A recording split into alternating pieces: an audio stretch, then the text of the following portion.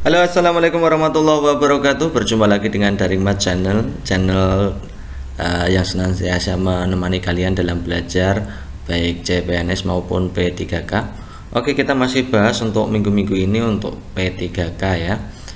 Kisi-kisi seleksi P3K 2021, kita menuju ke part 3 untuk kompetensi manajerial. Kita kasih bonus untuk kompetensi sosiokultural. Dan teman-teman ada yang request tentang tes TBS atau tes bakat skolastika untuk tes seleksi P3K, apakah ada gitu ya. Bahwa sesungguhnya untuk tahun 2019 itu kemarin itu tidak ada, tapi ini informasi yang berkembang, ini akan juga diadakan TBS, tapi informasi saja, kita sambil menunggu kisi-kisi dari pemerintah ya, jadi sabar. Nanti kalau pengen belajar untuk TBS saya juga kasihkan videonya. Oke, kita mulai saja untuk kompetensi manajerial dan kompetensi sosiokultural part 3. Nomor 1 teman-teman, ini semua soal-soalnya kita harus melakukan analisis. Cara jawabnya bagaimana, kalian harus benar-benar paham, teman-teman semua harus benar-benar paham tentang peraturan pemerintah, Permen Pan RB ya, peraturan Menteri Pan RB nomor 38 tahun 2017 tentang standar ASN ya, standar kompetensi untuk ASN. Itu ada 3, yaitu manajerial, sosiokultural, dan teknis. Itu yang dibahas di situ adalah manajerial dan sosiokultural, yang tentunya yang sudah ada. Itu kalian harus benar-benar paham bagaimana indikatornya, bagaimana levelnya. Kita kasih contoh ini nomor 1 teman-teman. Di kantor Anda menemukan beberapa inventaris kantor yang rusak dan hanya Anda yang mengetahuinya. Bagaimana sikap Anda? Nah teman-teman, kita analisis dulu ini cirinya soal nomor 1 itu apa. Ini ternyata ini kan pada soal di nomor 1 ini menggambarkan bahwa ini menguji integritas Anda. Bagaimana kalau Anda melihat bahwa barang-barang inventaris kantor itu ada yang rusak, Anda yang mengetahuinya, Anda harus bagaimana? Anda jujur apa tidak? Anda mau mengatakan apa tidak? Anda mau menyampaikan ini apa tidak gitu ya, intinya ya. Berarti ini masuknya di integritas Anda. Ya, bagaimana Anda bertindak sesuai aturan, bagaimana kejujuran Anda, itu masuknya di sini. Termasuk di sini Anda diuji dengan integritas. Level yang seperti ini masuknya di level 2 teman-teman. Kita lihat level 2. Level 2 itu mampu mengingatkan, mengajak rekan kerja untuk bertindak sesuai nilai, norma, dan etika organisasi. Meskipun tulisannya level 2 seperti itu, tapi indikatornya yang paling penting itu kalian, yaitu mampu menerapkan norma-norma secara konsisten dalam setiap situasi pada unit kerja terkecil. Atau memberikan informasi yang dapat dipercaya. Ini indikatornya ada 2 yang bisa kita gunakan untuk menjawab nomor 1. Memberikan informasi yang dapat dipercaya sesuai dengan etika organisasi. Mana yang mencerminkan menerapkan norma konsisten dan memberikan informasi yang dapat dipercaya? Ketika kalian jawab A, saya diam saja karena saya bisa dituduh sebagai pelaku pelapor. Ini jelas bukan mencerminkan Anda itu seorang integritas. Keberanian Anda dalam melaporkan barang-barang rusak ya, meskipun bukan Anda sendiri yang melakukan. Yang C ini juga bukan. Saya selidiki siapa yang melakukan pengerusakan itu, karena itu bukan kewenangan Anda. Kita harus menerapkan norma-norma ini konsisten sesuai kewenangan kita. Saya akan memberitahu rekan saya. Ini juga Anda memberitahu rekan Anda itu juga tidak pas, karena rekan Anda tidak punya kewenangan akan hal itu ya. Jadi jawaban yang benar adalah D, karena yang E ini juga tidak. Karena saya sedang sibuk, nanti saja dipikirkan. Ini juga bukan mencerminkan Anda sebagai seorang yang berintegritas. Oke gitu ya teman-teman. Jadi jawaban yang paling benar adalah melapor ke bagian perlengkapan, karena yang bertugas itu kan, yang punya kewenangan itu bagian perlengkapan, agar ditindak lanjuti apapun resikonya teman-teman. Mungkin Anda akan dituduh itu resiko, tapi yang jelas Anda punya integritas tentang hal itu. Kalau Anda punya integritas, maka orang pasti segan terhadap Anda. Bagian perlengkapan pun juga akan menyadari bahwa orang yang melaporkan itu belum tentu, tidak mungkin berpikiran untuk dituduh demikian enggak. Kayak gitu ya. Nomor 2 teman-teman. Demi kelancaran acara esok hari, divisi saya diminta kerja lembur, padahal saya sudah berjanji untuk mengantar ibu saya ke dokter yang seharusnya saya lakukan. Ini kalian itu akan dibenturkan dengan 2 situasi khusus. satu, Anda sebagai seorang pekerja itu harus mampu bekerja sama dalam satu kelompok, ini memikirkan tentang pekerjaan Anda. Yang kedua, Anda punya janji. Nah, janji ini masuknya di integritas, teman-teman. Orang yang berintegritas itu selalu tidak ingkar janji, mengatakan apa yang benar, ya, mengatakan apa yang dikatakan, ya, mengerjakan apa yang dikatakan atau melaksanakan apa yang dikatakan. Ini kalian dibenturkan dengan dua hal, yaitu bagaimana integritas Anda dan bagaimana kerjasama Anda dalam satu tim atau pekerjaan. Nah, pada integritas itu levelnya 1, mampu bertindak sesuai nilai norma etika organisasi dalam kapasitas pribadi. Ini bertingkah laku sesuai dengan perkataan fakta. Kalau Anda berjanji, maka Anda harus menepati janji. Yang kedua, ini kerjasamanya pada level 1, yaitu partisipasi dalam kelompok. Ya, partisipasi dalam kelompok itu melaksanakan tugasnya sesuai dengan keputusan tim. Kalau tim ada acara, ya kita harus juga ikut. Mana yang memfasilitasi dua-duanya? Kalau kalian dibenturkan oleh dua hal seperti ini, maka mana yang bisa memfasilitasi dua-duanya? Ya gitu ya. Coba kita lihat opsi A, jelas pulang dan teman-teman tidak mengetahui, berarti hanya mementingkan tentang integritas, ya, memenuhi janji kepada ibu. Jadi yang kerjasama tidak diakomodir. Kemudian pulang lebih cepat dengan pura-pura sakit, ini juga tidak mengakomodir untuk kerjasama. Kemudian mencoba menghubungi ibu saya dan mengatakan saya akan sedikit terlambat, ini yang dipentingkan kerjasamanya tapi integritasnya, sudah berjanji, ya. Kemudian lembur sampai pekerjaan selesai, ini juga yang diutamakan kerjasamanya, integritasnya tidak. Yang E, meminta izin kepada atasan untuk mengantar ibu saya sebentar lalu kembali. Nah, ini dua-duanya tercover, teman-teman. Ya, integritas dan kerjasamanya dua-duanya tercover. Oke, gitu jawabannya, berarti yang E. Nomor selanjutnya, saat Anda dituduh dan dimarahi oleh atasan sedangkan hal tersebut tidak sesuai dengan keadaan sebenarnya, yang akan Anda lakukan adalah apakah A, menanggapi pertanyaan dari siapapun tentang isu-isu tersebut, apakah B, saya akan berusaha menemukan penyebar isu itu dan membuat perhitungan dengannya, apakah C, saya akan membiarkan saja karena nanti juga akan hilang dengan sendirinya, apakah D, berusaha menjelaskan keadaannya sebenarnya, apakah E, meminta pertimbangan teman dekat. Nah, teman-teman, untuk soal seperti ini yang menjadi fokus ini adalah bahwa ada isu, teman-teman, bahwa ada isu bahwa Anda itu melakukan kesalahan, sehingga Anda nanti kemudian dituduh dan dimarahi oleh atasan Anda. Bagaimana Anda mengkomunikasikan masalah ini yang paling penting. Maka ini masuknya di komunikasi.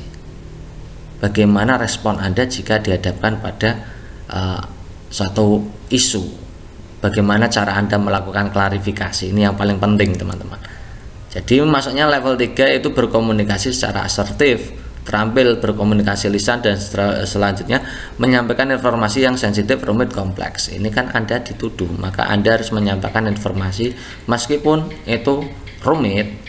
Nah, ini Anda harus terampil nih, ya. Indikatornya menyampaikan suatu informasi yang sensitif atau rumit dengan cara penyampaian kondisi yang tepat sehingga dapat dipahami dan diterima oleh pihak lain, ya. Kita lihat coba, teman-teman, menanggapi pertanyaan dari siapapun tentang isu-isu tersebut. Nah, ini tidak perlu, teman-teman. Yang menanggapi pertanyaan dari siapapun, ini kan ya tidak pas ini, ya. Kemudian saya akan berusaha menemukan penyebar isu itu untuk membuat perhitungan dengannya. Ini juga bukan. Saya akan membiarkan saja karena nanti akan hilang dengan sendirinya. Ini berarti bukan wujud Anda melakukan klarifikasi. Yang berusaha menjelaskan keadaan yang sebenarnya, ini Anda melakukan klarifikasi. Kalau Anda dituduh, Anda lakukan klarifikasi.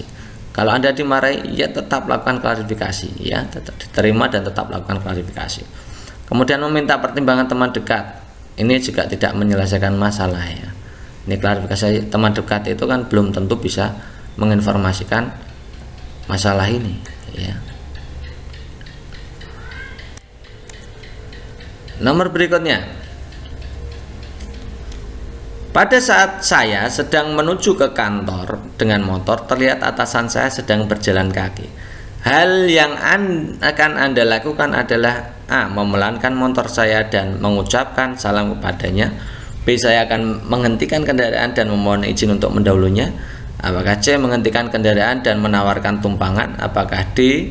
Melewatinya saja? Apakah E. Saya akan mengurangi kecepatan sambil meminta izin untuk mendahulinya?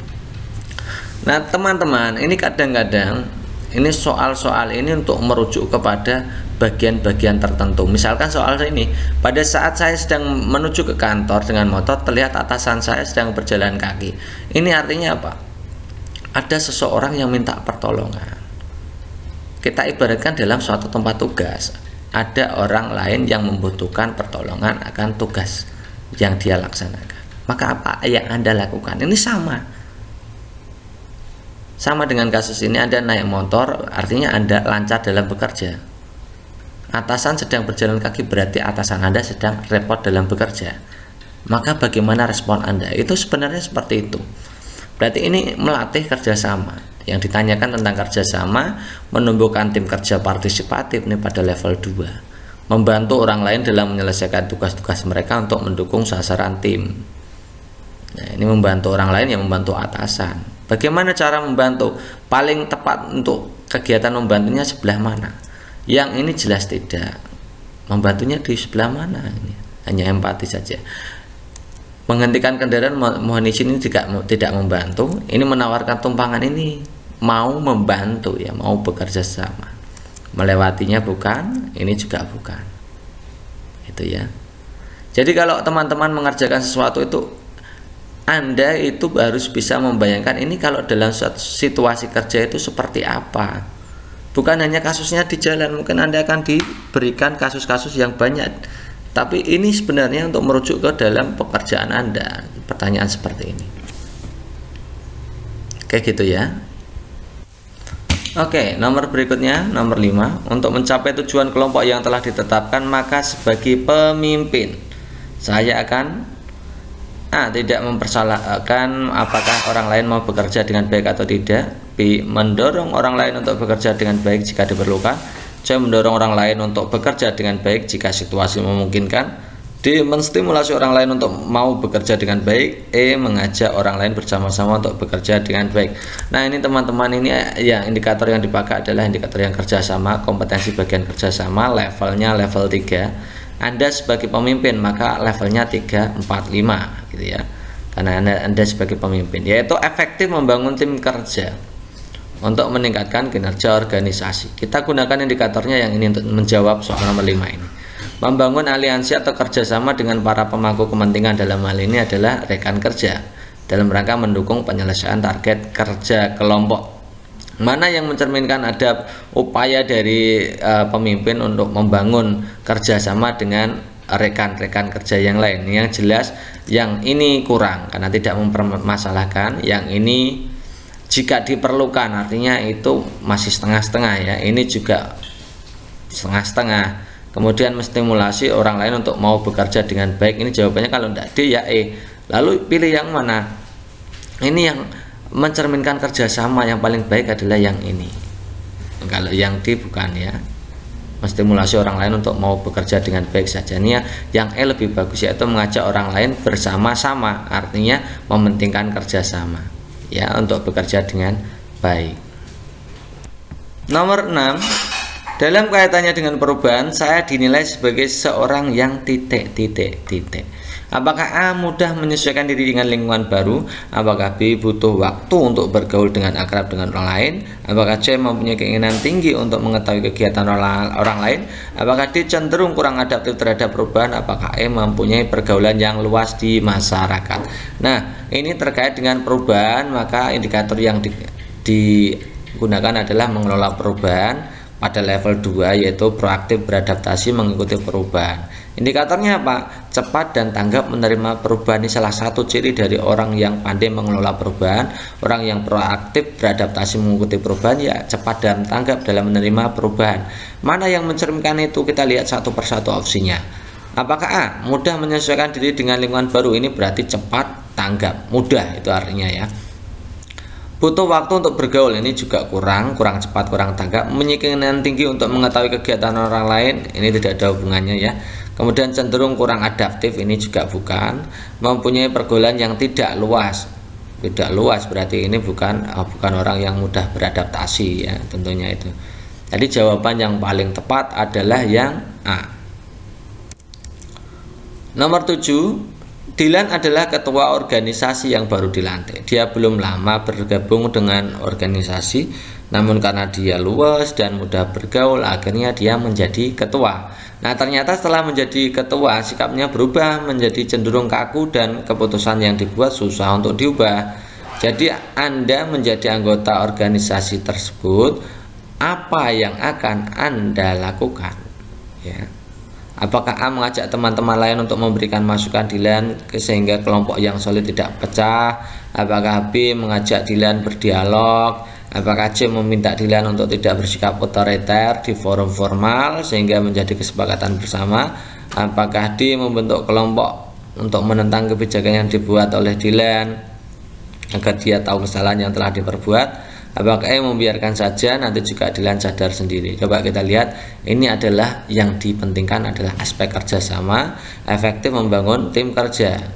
Nah, ini mengupayakan pengambilan keputusan itu berdasarkan usul-usulan anggota tim. Jadi ada keterlibatan tim, kemudian upaya menyelesaikan pekerjaan yang menjadi target kinerja kelompok. Ini yang paling penting itu. Kita lihat opsi yang E, membiarkan saja nanti juga. Nah, itu artinya Anda itu tidak berupaya untuk bernegosiasi efektif dengan si Dilan. Ini bukan ya, ini jelas tidak. Membentuk kelompok ini juga tidak mungkin ya. Meminta Dilan untuk tidak bersikap otoriter di forum formal, ini juga tidak mencerminkan itu ya. Ini kan bernegosiasi efektif, bagaimana cara bernegosiasi efektif, namun juga mengutamakan tentang pengambilan keputusannya berdasarkan usul-usulan anggota. Kemudian mengajak Dilan untuk berdialog empat mata, oke, good. Kemudian mengajak teman-teman lain untuk memberikan masukan ke Dilan sehingga kelompok yang solid tidak pecah. Nah, ini selain Anda sendiri, Anda juga mengajak teman-teman untuk saling menasihati kepada si ketua ini. Jadi ini melibatkan dua-duanya ini ya. Kalau yang ini hanya melibatkan Anda dan Dilan saja, tapi teman-teman juga tidak ikut terlibat dalam penyelesaian kasus ini. Jadi yang melibatkan itu yang A. Kemudian nomor 8, ketika saya menjadi panitia kegiatan sekolah, saya akan menggalang dana dengan cara. Nah, apakah A menggerakkan teman-teman untuk mencari dana, B mencari sponsor pendukung keberhasilan acara, apakah mengajukan proposal kegiatan sekolah, apakah menghubungi sponsor yang sudah saya kenal, apakah E meminta sumbangan pada orang tua. Nah, ini ketika Anda menjadi ketua panitia, itu artinya Anda akan diuji aspek jadi panitia, itu kerjasamanya akan diuji. Levelnya 3, efektif membangun tim kerja, membangun aliansi kerjasama dengan para pemangku kepentingan. Ini maksudnya adalah karena Anda itu menjadi panitia, maka Anda harus bekerja sama dengan anggota panitia yang lain untuk melaksanakan itu. Mana yang mencerminkan? Yang ini jelas meminta sumbangan pada orang tua, berarti Anda bekerja sendiri kan. Menjadi panitia itu kan harus kerjasama ya. Kemudian ini juga bukan ya. Mengajukan proposal kegiatan sekolah ini juga bagus sebenarnya, tapi ini semuanya hanya melibatkan Anda sendiri. Mencari sponsor ini juga bukan, ini juga melibatkan Anda sendiri. Teman yang lain mana yang tidak dilibatkan, ini yang jelas yang dilibatkan gitu ya. Jadi ketika Anda menjadi panitia, itu berarti Anda harus mampu bekerja sama dengan anggota panitia yang lain. Next, untuk nomor 9, jika jadwal yang biasa Anda lakukan diubah, apa yang akan Anda lakukan? Ini tentang mengelola perubahan. Ini kan ada jadwal diubah. Bagaimana Anda mengelola keadaan yang berubah seperti ini? Nah, levelnya 2, proaktif beradaptasi mengikuti perubahan. Yang digunakan indikatornya adalah cepat dan tanggap dalam menerima perubahan. Mana yang mencerminkan itu? Apakah A biasa saja dalam melakukannya? Jelas ini bukan. Merasa tertantang bersemangat untuk menyesuaikan diri, oke. Ini marah mengeluh, ini jelas bukan ya teman-teman. Apakah panik dan merasa gelisah? Ini juga bukan. Apakah mencari teman lain yang mengalami hal serupa? Ini juga tidak mencerminkan Anda itu cepat dan tanggap dalam menerima perubahan ya. Next, nomor 10 teman-teman, Apakah Anda bersedia untuk memperdebatkan sesuatu padahal kelompok Anda jelas-jelas tidak menyetujuinya? A. Saya akan tetap mempertahankan pendapat saya. B. Saya akan menyimak pendapat lain terlebih dahulu. C. Saya akan berpikir ulang dan mencari jalan tengah. Apakah D. Saya akan mengalah saja? Apakah E. Saya akan mengumpulkan teman-teman dulu untuk menyuarakan pendapat saya? Coba kita lihat. Ini adalah yang diujikan adalah aspek kerjasama, menumbuhkan tim kerja yang partisipatif, ini berbagi informasi yang relevan atau bermanfaat untuk anggota tim, mempertimbangkan masukan. Ini yang kita gunakan adalah yang mempertimbangkan masukan dan keahlian dari anggota dalam tim, ya, bersedia untuk belajar dari orang lain, menerima masukan, belajar dari orang lain. Mana yang mencerminkan itu? Nah, kita lihat coba. Yang A, saya akan tetap mempertahankan pendapat saya. Berarti Anda tidak belajar dari orang lain. Orang-orang yang lain, teman-teman dalam kelompok Anda tidak menyetujuinya kok Anda mempertahankan, itu jelas tidak mungkin ya. Berarti tidak belajar dari orang lain, tidak mau menerima masukan orang lain. Kemudian B, saya akan menyimak pendapat lain terlebih dahulu. Ini juga bagus sebenarnya. Bagus kita. Saya akan mengalah saja, ini juga bukan mengalah ya, ini harus menerima masukan tapi belum tentu mengalah kan ya. Saya akan mengumpulkan teman lebih dahulu untuk menyuarakan pendapat saya, ini juga tidak layak ya, tidak bagus. Ini jawaban yang benar antara B dan C, tapi yang paling bagus adalah saya akan berpikir ulang. Itu artinya Anda melakukan introspeksi diri, menerima masukan dari orang lain, kemudian bersedia belajar dari orang lain, mencari jalan tengah. Ini artinya belajar dengan orang lainnya di situ. Jadi B dan C bagusnya yang C. Nomor 11, Anda sedang mengemudikan kendaraan. Tiba-tiba handphone Anda berdering. Apa yang akan Anda lakukan? Apakah A. menepi untuk mengangkat handphone? Apakah B. menyuruh rekan yang di samping Anda untuk mengangkatnya? Apakah C. membiarkan saja sampai ke tempat tujuan? Apakah D. mematikan handphone karena mengganggu konsentrasi saat bekerja? Apakah E. segera mengangkatnya karena membuat Anda tidak fokus bekerja? Ini adalah menguji bagaimana Anda mengambil suatu keputusan di saat ini simulasinya di jalan ya. Jadi ini nanti tujuannya ya, kalau Anda di tempat kerja bagaimana? Ini kan sama saja ya. Ini yang diuji adalah mengumpulkan informasi untuk bertindak sesuai kewenangan. Maksudnya bagaimana? Ini mengenali situasi atau pilihan yang tepat untuk bertindak. Ini maksudnya di situ. Bagaimana Anda bertindak pada situasi seperti ini ya. Kenal terhadap situasi. Misalkan Anda mengemudikan kendaraan, handphone berdering. Nah, kalau Anda langsung angkat telepon itu jelas membahayakan pengendara yang lain, membahayakan Anda sendiri juga ya, karena Anda tidak konsentrasi dalam berkendara. Oke, kita lihat opsi yang tepat. Yang ini segera mengangkatnya karena membuat Anda tidak fokus bekerja. Ini alasannya benar, tapi segera mengangkatnya artinya pasti Anda tidak akan fokus ketika mengangkat. Mematikan handphone ini juga situasinya atau pilihannya tidak tepat ya. Mematikan handphone itu memang bagus, tapi ini penting tidak. Jangan-jangan ini adalah suatu berhubungan dengan pekerjaan penting sementara Anda tidak bisa mengangkat handphonenya ya. Membiarkan saja sampai ke tempat tujuan ini juga tidak bisa mengenali situasi. Kemudian menyuruh rekan yang di samping Anda untuk mengangkatnya, ini juga tidak ada hubungannya ya situasinya. Yang ada hubungannya kalau orang lain menelpon ya pasti berkebutuhan dengan Anda, bukan teman Anda. Nah, ini yang paling tepat adalah yang ini, menepi untuk mengangkat handphone. Artinya apa? Anda tahu bahwa kalau menepi itu aman ya, aman. Terus mengangkat telepon itu berarti Anda itu juga melaksanakan apa itu namanya, mungkin Anda akan mengenali bahwa itu adalah dari bos Anda atau terkait pekerjaan Anda yang sangat urgent gitu ya. Nomor 12, menurut Anda, kemampuan bekerja yang tinggi diperlukan ketika apa? Apakah A. saat dalam keadaan terdesak? Apakah B. kapan saja saat kita bertugas? Apakah C. bila situasi dan kondisi memungkinkan? Apakah D. bila diminta oleh atasan? Apakah E. ketika ada imbalan? Jadi yang diuji adalah tentang orientasi pada hasil ya. Berupaya meningkatkan hasil kerja pribadi yang lebih tinggi dari standarnya, menetapkan dan berupaya mencapai standar kerja pribadi yang lebih tinggi ya. Mana yang mencerminkan itu? Yang jelas saat dalam keadaan terdesak ini berarti Anda tidak punya standar kerja yang tinggi. Ini yang bagus. Kapan saja ketika bertugas kita harus bisa berupaya mencapai standar kerja pribadi yang lebih tinggi. Ini juga tergantung dengan situasi, ini juga tidak. Bila diminta atasan ini berarti tergantung dengan atasan, jika bukan. Ketika ada imbalan setimpal ini juga bukan. Oke, next berikutnya ada soal begini teman-teman. Ketika Anda diminta saran oleh teman yang sudah berhasil dalam usahanya, Anda akan menyarankan agar apakah A. meningkatkan kemampuan dan pengetahuan, apakah B. memanfaatkan orang lain yang lebih berpengalaman dalam berpengetahuan luas, apakah C. berusaha memperoleh dukungan dari pihak luar, apakah D. bekerja sama dengan orang yang berwawasan luas, apakah E. mengikuti saja suratan nasib. Nah, bagaimana situasi Anda ketika Anda diminta saran oleh teman yang sudah berhasil dalam usaha?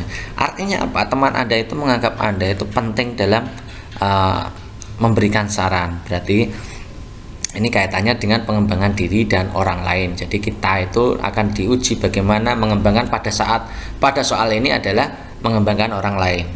Nah, karena statusnya ini Anda diminta saran, artinya Anda itu dianggap itu penting saran Anda.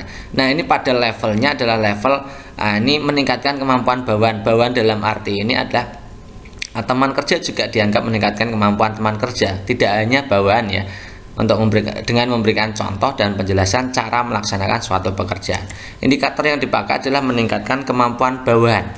Bawaan di sini tidak hanya bawaan, tapi teman yang minta saran itu juga dianggap sebagai bawaan. Memberikan contoh, instruksi, penjelasan, petunjuk praktis yang jelas kepada bawahan dalam menyelesaikan suatu pekerjaan. Dalam hal ini meminta saran yang sudah berhasil ini ia juga masuk dalam hal itu.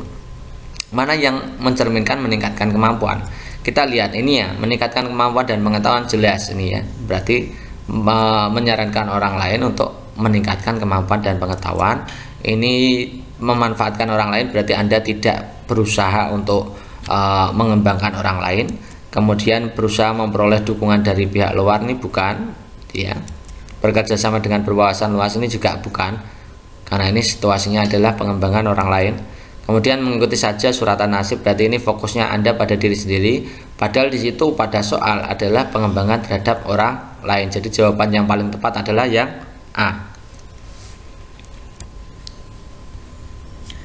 Oke, lanjut nomor soal berikutnya. Suatu hari saya mendapatkan tugas yang sepele. Jadi dia mendapatkan tugas yang sepele gitu ya maksudnya ya.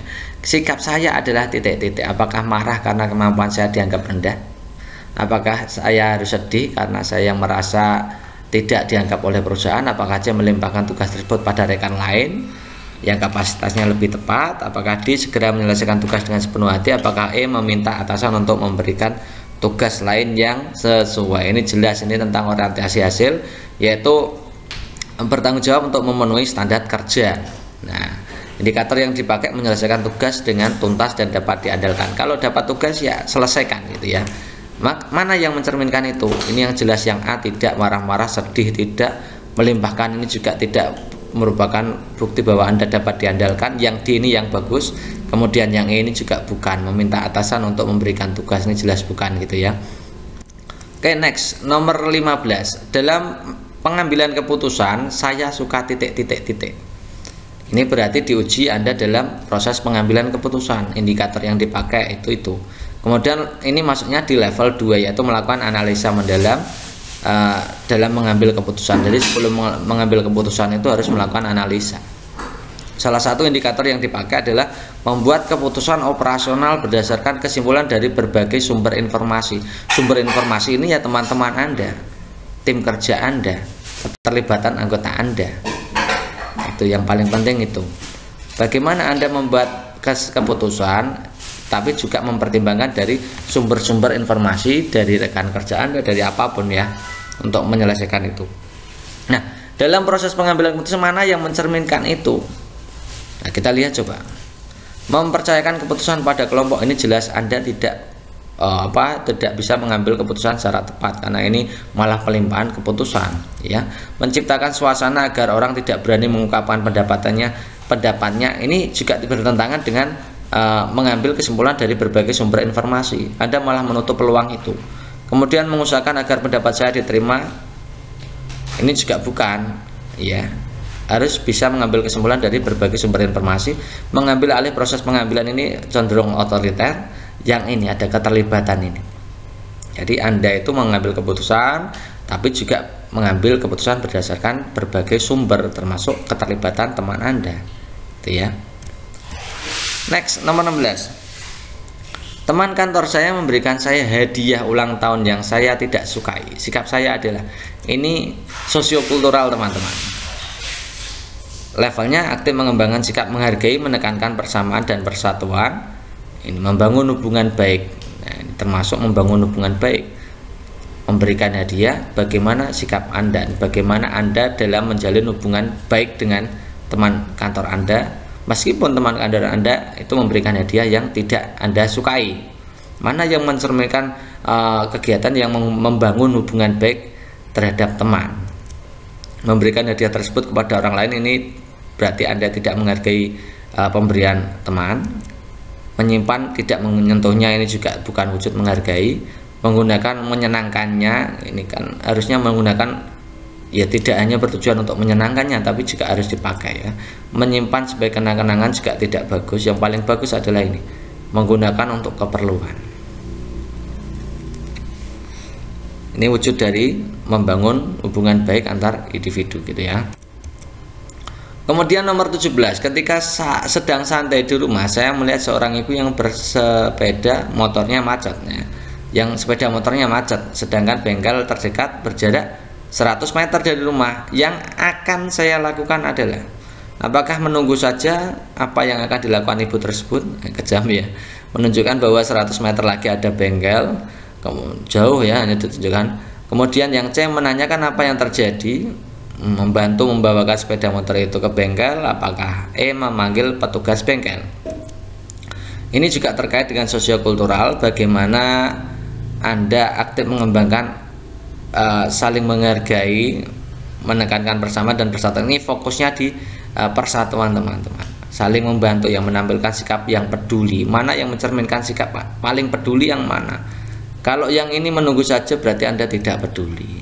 Ini menanyakan apa yang terjadi, ini juga kurang peduli. Menunjukkan bahwa 100 meter lagi ada bengkel, ini kurang peduli juga. Memanggil petugas bengkel ini tidak mungkin ya. Tidak mungkin. Yang paling bagus adalah membantu membawakan sepeda motor itu ke bengkel. Ini sikap, perilaku sikap Anda dalam bersosial, dalam berperilaku dengan kepedulian. Next, nomor berikutnya ada studi kasus teman-teman. Melia dan ketiga rekannya diberi tugas mendadak dari atasan dan harus diselesaikan pada waktu 2 hari. Nah, pada saat deadline, ia sebenarnya sudah bisa mengumpulkan pekerjaannya kepada atasan karena sudah selesai, namun ketiga rekannya belum menyelesaikan tugasnya sehingga membuat Melia ragu untuk mengumpulkan tugasnya. Apa yang harus Melia lakukan? Apakah A segera menyerahkan pekerjaannya tanpa bergabung dengan rekan yang lain? Apakah B lebih baik menunggu rekan kerja lain untuk menghindari anggapan tidak setia kawan? Apakah C menunggu rekan kerja lain baru menyerahkan pekerjaan agar terlihat kompak? Apakah D segera menyelesaikan pekerjaan sekaligus melaporkan bahwa rekan kerja belum menyelesaikan pekerjaan? Apakah E menunggu rekan kerja karena jika tidak selesai sebaiknya melihat juga tidak menyelesaikan? Ini yang diuji adalah orientasi pada hasil. Levelnya 1, ini bertanggung jawab untuk memenuhi standar kerja. Artinya apa? Menyelesaikan tugas dengan tuntas dan dapat diandalkan. Mana yang mencerminkan penyelesaian tugas yang tuntas dan dapat diandalkan?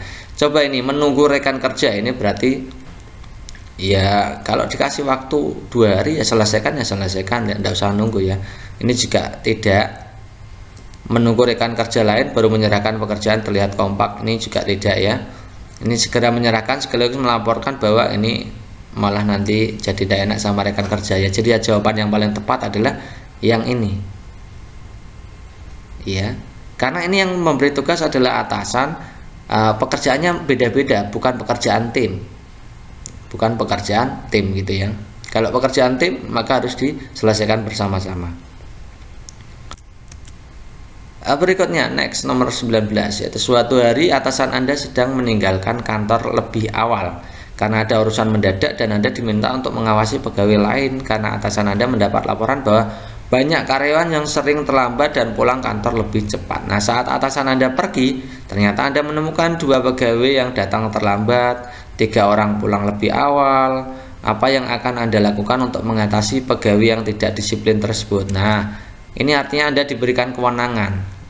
Bagaimana Anda menjelaskan sikap integritas Anda? Masuknya di level 2, mampu mengingatkan, mengajak rekan kerja bertindak sesuai nilai, norma, etika organisasi. Indikator yang dipakai adalah indikator yang nomor 1, 2.1 ya. Mengingatkan rekan kerja untuk bertindak sesuai nilai, norma, etika organisasi dalam segala situasi dan kondisi, kemudian mengajak orang lain untuk bertindak sesuai etika dan kode etik ya. Ini pada posisi ini yang mencerminkan mengingatkan rekan kerja juga mengajak rekan kerja, itu yang mana?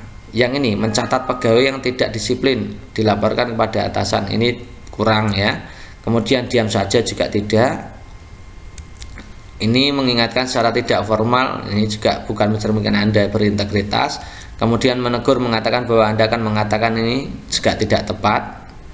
Nih, menegur, ini berani menegur karyawan tidak disiplin tersebut sesuai kewenangan. Ini artinya Anda itu mau mengajak orang lain untuk bertindak sesuai etika dan kode etik.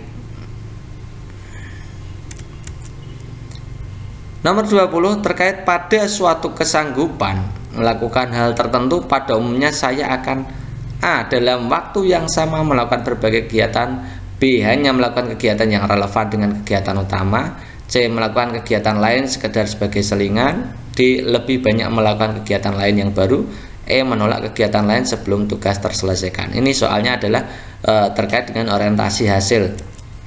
Bertanggung jawab untuk memenuhi standar kerja, artinya menyelesaikan tugas dengan tuntas dan dapat diandalkan. Mana yang mencerminkan tugas tuntas dan dapat diandalkan? Nih, melakukan kegiatan lain sekedar sebagai selingan, ini jelas bukan. Ini lebih banyak melakukan kegiatan baru, ini tidak mencerminkan tuntas. Hanya melakukan kegiatan yang relevan dengan kegiatan utama, ini juga bukan. Dalam waktu yang sama melakukan berbagai kegiatan, ini juga belum mencerminkan. Ini yang paling penting ada istilah menolak kegiatan lain sebelum tugas terselesaikan, berarti Anda itu orientasinya pada tugas tuntas dapat diandalkan ya. Nomor 21, Anda dan tim diberikan tugas baru oleh pimpinan, namun semua anggota tim belum memahami maksud dan cara mengerjakan tugas baru tersebut.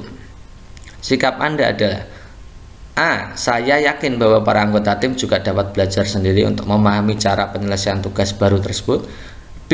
Saya akan mempelajari tugas tersebut lalu membagi pengetahuan saya kepada orang lain, kepada anggota tim lain. C. Saya akan meminta bantuan rekan kerja yang paling pandai untuk mempelajari tugas-tugas tersebut kemudian menjelaskan pada semua anggota tim.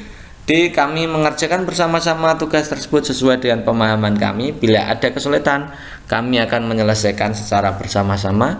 E. Pimpinan yang memberikan tugas sebaiknya menjelaskan terlebih dahulu bagaimana mengerjakan tugas tersebut ya. Mana ini adalah salah satu soal untuk menguji orientasi hasil Anda. Berupaya meningkatkan hasil kerja yang lebih tinggi dari standar kerja yang ditetapkan dengan indikator memberi contoh kepada orang-orang di unit kerjanya untuk mencoba menerapkan metode kerja yang lebih efektif ya. Ini karena ada situasi cara mengerjakan tugas baru. Mana yang mencerminkan Anda itu mampu memberi contoh kepada orang-orang di sekitar unit kerja Anda, teman-teman Anda mencoba menerapkan metode kerja yang baru tersebut. Nah, kalau saya yakin bahwa ini tidak mencerminkan Anda memberi contoh ya. Kemudian ini juga bukan saya akan meminta bantuan rekan kerja yang pandai. Ini fokusnya malah Anda meminta bantuan yang lebih pandai, pada Anda sendiri harus memberi contoh. Mana yang mencerminkan memberi contoh? Kami mengerjakan bersama-sama tugas sesuai pemahaman kami. Bila ada ini juga tidak mencerminkan memberi contoh. Kemudian ini juga tidak mencerminkan memberi contoh. Yang jelas yang B ini yang saya akan mempelajari tugas tersebut lalu membagi pengetahuan saya kepada anggota tim lain. Jadi Anda itu proaktif memberikan contoh, menerapkan metode gitu ya.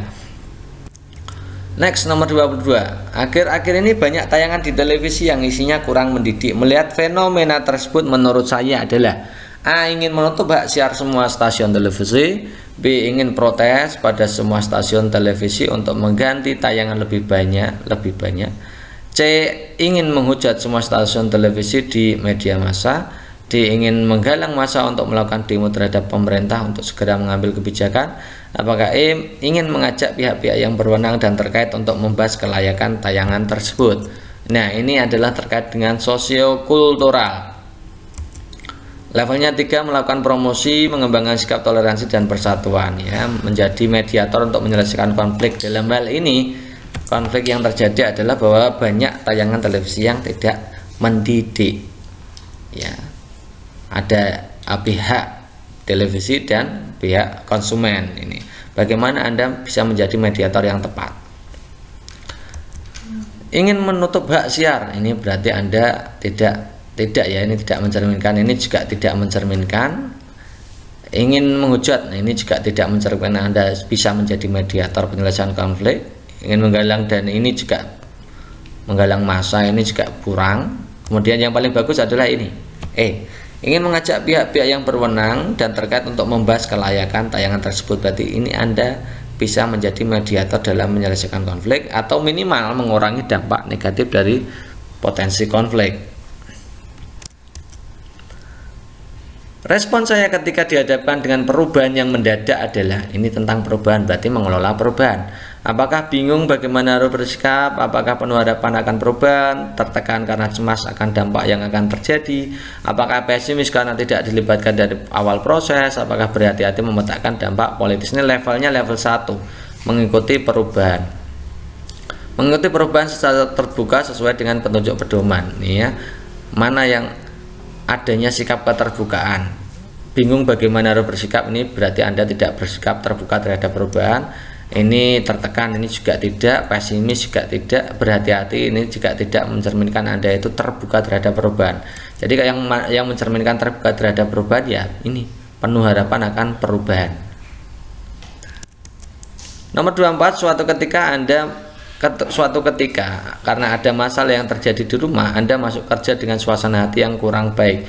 Apa yang akan Anda lakukan selanjutnya? Apakah A, bercerita mengenai masalah saya kepada rekan kerja? Apakah B, bekerja dengan bermalas-malasan? Apakah C, beristirahat lebih lama agar suasana hati dapat membaik? Apakah D, tetap bekerja seperti biasa? Apakah E, pulang lebih cepat agar tidak stres? Ini yang diuji adalah kompetensi integritas Anda terhadap pekerjaan. Meskipun kondisinya situasi rumah yang tidak baik, maka di kantor Anda atau di tempat kerja Anda harus bagaimana? Yang jelas nanti yang diuji adalah level 1, mampu bertindak sesuai nilai norma etika organisasi dalam kapasitas pribadi, melaksanakan peraturan kode etik organisasi dalam lingkungan kerja sehari-hari. Nah, ini yang mencerminkan itu yang mana? Melaksanakan peraturan atau kode etik organisasi sesuai dengan kehidupan. Nah, ini yang mana nih? Yang E, pulang lebih cepat, ini juga tidak mencerminkan Anda itu punya integritas. Ini juga tidak, ini bukan, yang ini bukan, yang jelas ini tetap bekerja seperti biasa. Nomor 25, Anda adalah seorang anggota dari sebuah organisasi yang memiliki aturan bahwa setiap anggotanya dilarang untuk menggunakan fasilitas organisasi tanpa izin. Suatu ketika karena suatu alasan Anda melanggar peraturan tersebut dan mendapatkan teguran, sehingga sikap Anda adalah titik-titik. Apakah A, memberi alasan yang dapat diterima mengapa saya melanggar peraturan tersebut? B, saya akan menerima teguran tersebut karena memang salah meskipun akan menghadapi konsekuensi untuk dibenci oleh anggota lain? C, menemui ketua organisasi sebelum mendapatkan teguran. Apakah D, menunggu dipanggil dan mempersiapkan jawaban yang akan saya berikan? Apakah pasrahkan nasib yang akan diterima? Ini juga menguji integritas Anda. Ketika Anda melakukan kesalahan, bagaimana sikap Anda? Ya. Yang dipakai indikatornya adalah melaksanakan peraturan sama seperti tadi ya. Kalau Anda salah, berarti Anda harus punya tanggung jawab untuk bertanggung jawab akan kesalahan Anda. Kalau ini memberi alasan yang dapat diterima mengapa saya melanggar, ini juga tidak. Pasrah ini bukan, menunggu dipanggil dan mempersiapkan jawaban ini juga bukan. Ini juga bukan. Yang paling tepat adalah yang ini. Anda mencerminkan sikap integritas. Kalau Anda salah, Anda mendapatkan teguran, Anda mau untuk ditegur, kemudian bersedia menghadapi konsekuensi untuk apa yang Anda langgar tersebut, meskipun konsekuensinya itu dibenci oleh anggota lain. Nomor 26, setelah bekerja selama beberapa tahun di perusahaan Google, Toki-chan dipindah ke bagian lain yang orangnya sama sekali baru dan tidak dikenal sebelumnya. Jika Anda sebagai Toki-chan, apa yang akan Anda lakukan? Ini terkait dengan pemberian tugas, artinya orientasi pada hasil, bertanggung jawab untuk memenuhi standar kerja, menyelesaikan tugas dengan tuntas dan dapat diandalkan. Mana yang mencerminkan itu? Menerima dengan kecewa, ini jelas bukan. Memprotes kepindahan, ini juga bukan. Mogok kerja, bukan. Ini juga tidak tepat. Ya, ini yang mengerjakan tugas yang menjadi job desk saya di bagian itu. Selesai. Oke teman-teman, itu saja yang bisa kita sampaikan untuk pertemuan kali ini.